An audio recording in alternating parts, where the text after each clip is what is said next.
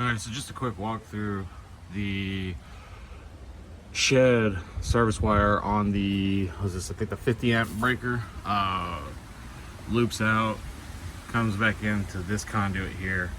This conduit runs out into the walkway, out into the walkway, curves over, and then comes up in the shed, this conduit here. In hindsight, I could have probably put, I don't even know, I can't think right off the top of my head what the thing's called, that service entrance box.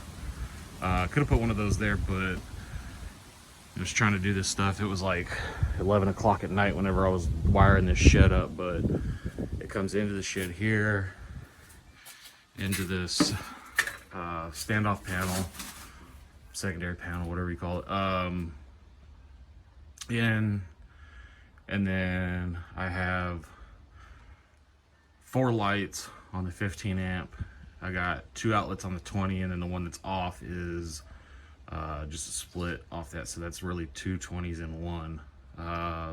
Plan was to put a 220 out here later on down the road for metalworking equipment, get that stuff out of the garage, the shop, away from all the woodworking stuff. But the outlets run up, over, and I had to do a weird loop there because the header board for the platform, that 2x6, set almost flush with that inside face of that header there. So I had to actually notch out with a chisel to run that, just in case we decided to put backer board or something on this later on down the road. But we decided it was just too convenient to have all the shelf space and everything. So but yeah, loops up, over, notched through, comes down, hits the first outlet, and basically comes into that box and then drops down. I think it's 18 inches below the window, so basically right behind the back side of this floating workbench,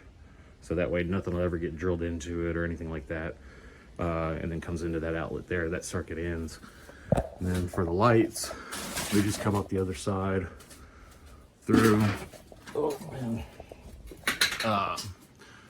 through the bottom run, across here, down, and then across into the switch.